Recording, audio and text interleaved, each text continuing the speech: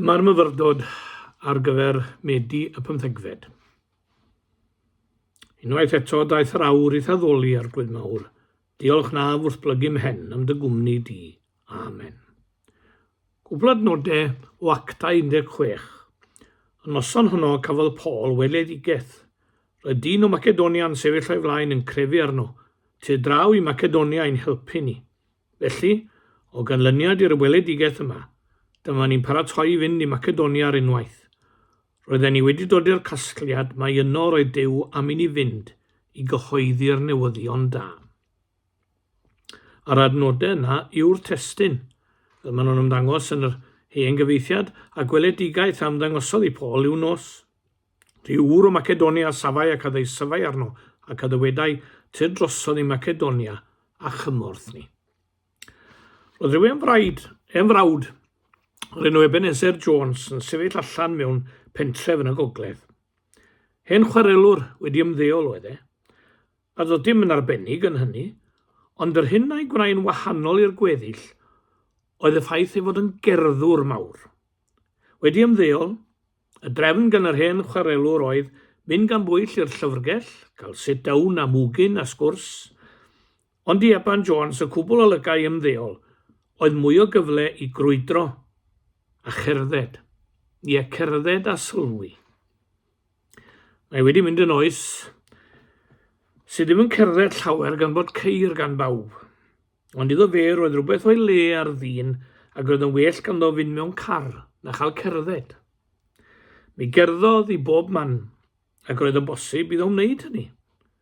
Roedd ei weinidog yn sefyll o flaen ei dir i'w ddiwrnod, ac Eban Jones yn dod o gyfeiriad y pentref a'i ben i lawr. Welodd efo'r gweinidog nes i hwnnw ddweud, chi'n edrych yn brydd iawn heddiw Eban Jones? Rhywbeth hanarferol iddo fe gan ei fod mor sionc a llawen fel arfer. Na, tydw i ddim yn brydd, medda fe.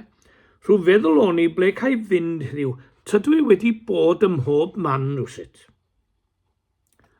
Yn rhyfedd iawn, rhyw stori fel yna sydd i'r apostol Paul yma hefyd. Pererin oedd Paul, tramp yr efengil. O hwn wedi teithio a cherdded i bob man yn doedd. Wedi cerdded i sôn am ei arglwydd i bob cyfeiriad. Ar ddechrau'r benod yma, mae yna sôn amdano mynd i edrych am yr eglwysi a sefydlodd, mynd yn ôl atyn nhw, cerdded bob cam i'w gweld nes cyrraedd Troas. Rhyw olwg dyn ar goll oedd ar Eban Jones yn y stori a droddes i, a dwi'n siŵr mae golwg felly oedd ar yr apostol Paul hefyd yn Troas. Fe aeth yr apostol i'w weli o noson honno, gan feddwl y byddai yr un peth a phob noson arall. Ond erbyn y bore, mi wyddai'r cerddwr mawr i ble roedd i gyfeirio ei gamau.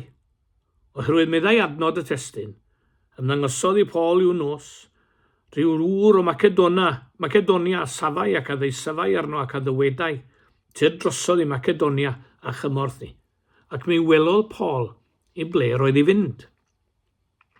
Mae'r Beibl yma, Luc, yn ysgrifennu'r Actau, yn bir fanwl ynglyn â phwy ymddangosodd i Paul. Gŵr o Macedonia oedd e, ac mae'n bwysig i nina i sylweddoli hynny. Pam? Oedd pobl Macedonia'n rhai arbennig?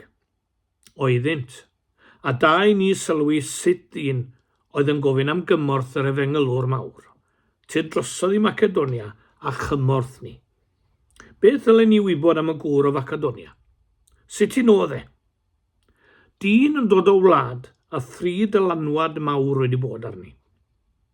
Dylanwad y cleddyf, nerth, grym arfau. Gwlad fechan, ond gwlad fechan nerthol a chrif.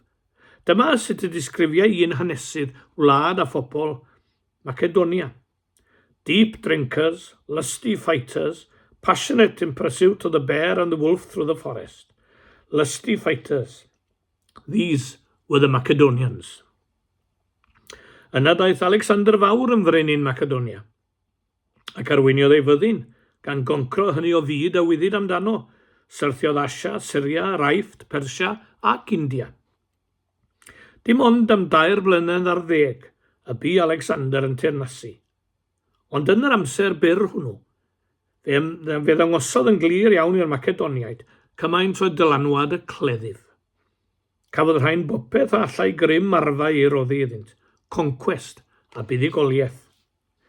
Un o'r rhain oedd yn deisif ar y cenhadwr Cristnogol, come and help us. Mae angen yr efengil ar bobl yn nerth a'r grym a'r gallu. Roedd y gŵr hwn o Macedonia wedi dysgu'r wers fawr hon, ond mae'n gwestiwn aim ni wedi dysgu. Oherwydd rydym wedi enmagu ar yw storiau rhamantus am ddylanwad grym arfau. Un o arwyr fan had yn ystod ei ddyddiau ysgol oedd Napoleon, ac roedd yn beio hynny ar y propaganda gafodd e. Dyn newidiodd wyneb Ewrop, miliynau yn fodlon aberthu ar ei fwyn. Yna clywed am ei farw ar ynys unig, a theimlo'n drist wrth gwrs.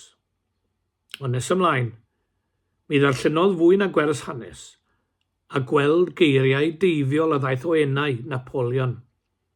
Yn 9 oed, meddai fel hyn, mi wnaf gymaint o ddrwg i Ffrainc ag allaf, ac yna wedi tyfu'n ddyn, y mae 2 drosol i symud dynion, ofn a hunan les. Nid yw cyfeillgarwch yn ddim ond gair, ni waith gen i fi am neb. A berthodd filiynau o fywydau i borthi ei falchder. Dyn y cleddif, ie dyn yn amddifad o egwyddor.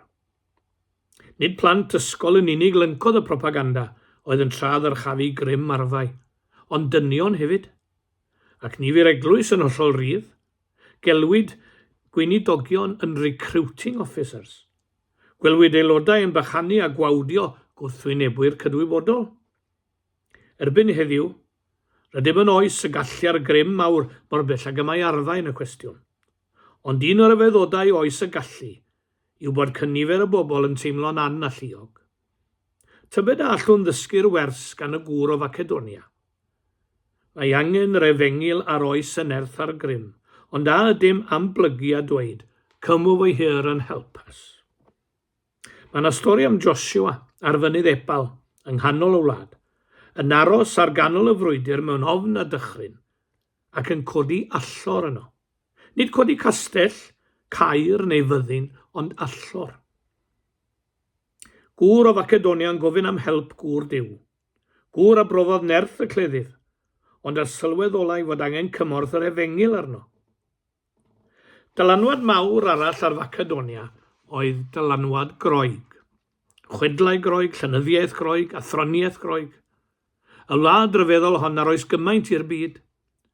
Roedd ei dylanwad yn drwm ar lawer gwlad, ond yn fwy o alla'r Macedonia na nemawr unman. Erbyn hyn mae arwydd yn croesawu pob teithiwr i bob tref, croeso i'r le a welcome to'r le. Dyna welwn. Mae bwrdd mawr felly yn croesawu bob teithiwr i'r ddinas lle ges i fy ngeni, Bangor. Croeso i Fangor ac yna Athen Cymru. Ceir y teitl oherwydd nifer y colegau sy'n y ddinas. A da yw'r teitl yma, oherwydd roedd Athen a groeg felly. Sculpture, mathematics, education well to the fore. The Greeks loved beauty and pursued reason. Gallwn olrhain rhifau yn ôl i Pythagoras, Bioleg yn ôl i Aristotle, Moeseg yn ôl i Socrates ac yn y blaen. Roedd rhain i gyd a mwy wedi dylanwadu'n fawr ar Macedonia. Pobl gafodd gyfle, bob cyfle allai addysg a deall roi iddynt. Nawr dyma rhywbeth ardderchog fel y gytuna bob un, ond cri'r gŵr o Macedonia oedd cymorth ni. Peidiad neb a'ch am ddeall. Diolch am addysg a chyfle addysg, ond nid yw'n ddigon ar ben ei hunan. Mae angen yr efengil yn Macedonia ac ar bob gwlad debyg iddi. Mae yna ddyfyniad diddorol am addysg yn dod e. All that education does to a devil is to make him a clever devil. I ni'n llawer mwy clyfar nag oedd ein tadau, ond a dim yn well pobl. Roedd hen athrysgol gen i oedd y marcio'n gwaith mas o 10 yn aml. Ambell dro, byddai'r gwaith yn berffaith gywir, a chaim 10 ganddo. Weithiau byddai'n ddeslis, nid yn aml yn fach o si, a chaim 10 plus. Ond 10 allan o 10 yw'r maximum ydych chi. Beth oedd y plus yn dda? Y plus oedd y rhywbeth dros ben addysg. Sôn am y plus yma, mae'r gŵr o Macedonia. Mae hwnnw ar goll ymlith y bobl yma, meddai. Diolch am addysg a'i ddylanwad, diolch am y cyfle i gael 10 allan o 10, ond tyred drosodd i Macedonia a chymorth ni bobl yr addysg. Ty drosodd i Macedonia a wyr am ddylanwad Groeg a chymorth ni. Roedd gwlad arall wedi dylanwadu'n fawr ar Macedonia hefyd. Dylanwad Rhufain. Rhufain a threfnyddiaeth fanwl a da, sydd wedi bod yn sylfaen i drefn llawer gwlad arall gan gynnwys Macedonia. Yn 168 cyn Crist, medde'r haneswyr fel hyn, every notable Macedonian from the king downwards was deported to Italy. The country was broken into 4 fragments and became a Roman province. Gwelodd yr arweinwyr drefn Rhufain, a phrofodd y bobl ddylanwad Rhufain. A hyn fi ei patrwm ar ôl hynny. Roedd cyfraith a deddf gan y Rhufeinwyr, roedd yr hyn alw ni yn civil service gwych ganddynt. Rheolid gan Senet ac Assemblies.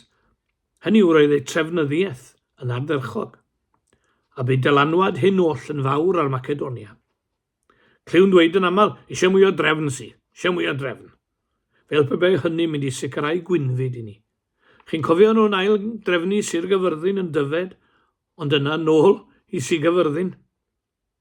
Yn y byd, tebyg mae Rwsia sy'n cynrychioli hyn, ac yn yr eglwys gan babyddiaeth y ceiria. Gwleidyddiaeth grefyddol yw un a crefydd wleidyddol yw'r llall. Mor debyg ynt. Wrth gwrs fod angen trefn. O drefnu'n ddoeth gallwn ochel llawer o dlodi a dioddef, ond gwylio'n rhag mynd i gredu y gellir trefnu daioni. Pan roddi'r trefnyddiaeth ar yr orsedd, gwylier. Mae trefnyddiaeth yn troi person yn uned. I uned, nid oes lliw na llun na lle, ond i berson mae lle a hanes ac ardal a chymdogion a chartref. Gwyddai'r gŵr o Macedonia am ddylanwad trefnyddiaeth ac roedd yn erbyn am gymorth efengil. Heb ychwanegu dim, dyma wlad oedd yn gwybod am dylanwad cleddyf, dylanwad addysg, dylanwad trefnyddiaeth. Dylanwadau nad ynt yn ddiherth i'n unne. Pob un yn ei faes yn iawn. Rhai yn uchel ac ardderchog, ond popeth oedd ganddynt yn Macedonia, roedd angen yr efengil Gristnogol arnynt. Wel, dyw pethau ddim wedi newid gymaint â hynny. Diolch am y pethau hyn i gyd, ond mae angen mawr am yr efengil arnom yng Nghymru fel y Macedonia. Tyred drosodd i Macedonia, tyred drosodd i Gymru a chymorth ni. Mae angen dynion Duw i'n helpu. Ceisiwch yn gyntaf deyrnas Dduw a'i gyfiawnder ef. Mwyn ei enw. Gawn ni orffen gyda gair o weddi. Gofyn am dy gwmni di wnawn ni nawr o ddiwein tad. A mae yna adegau pan deimlwn yn wan a diamddiffyn ac unig iawn. Ar adegau pan fyddwn yn addoli ar gynulleidfa'n wan o ran nifer, gwerthfawrogon dy gwmni di. Ac o deimlod fod ti yn agos fe sylweddolwn wedyn nad yw nifer yn cyfri dim. Ar brydiau, fe fyddwn yn agored iawn i ymosodiadau ar ein ffydd a'n cred. Fe deimlwn fod y byd yn ein herbyn. A llawer o rai agos atom yn barod i'n gwawdio am ein hymlyniad wrth i ti. Ond y wybod y fod ti ar ein hochor ni yn wir, yn ein hymyl drwy'r gweithaf. Fe ddaw cysur i'n calon a allwn ni fyth mo'i ddisgrifio. Ac yna fe ddaw'r adegau unig, pan deimlwn fod hyd yn oed ein cyd-addolwyr heb ddeall yn iawn yr hyn sy'n ddwfn o fewn i'n calonau. Ar yr adegau hynny, pan fod fflam ein gobaith personol mor isel, a mae gwybod y fod ti wedi byw trwy ddyfnderoedd unigrwydd dy hun yn galondid tu hwnt i eiriau i ni. Fe brofais dy gweithaf mewn siom, a trallodion mwyaf erchyll a gall dy gyfeillio neu lluchio arnat. Felly gen i ti yn anad neb ac awn nerth ac ysbrydoliaeth. Heddiw eto, rydym yn troi atat gyda'n gofidiau yn deisyfiadau, ac yn gofyn i ti gofio am ein hanwyliad sy'n mewn gweiledd, ein cyfeillion sy'n mewn unigrwydd ac aelodau'r teulu sydd yn galaru. Erfyniwn anad heddiw eto i wrando ar ein gweddiau, i ymateb i'n cri ac i'n harwen ar hyd y llwybrau cywir, llwybrau cariad a chymorth, llwybrau rhannu a maddau, llwybrau cysegredig, yr arglwydd Iesu Grist. Amen.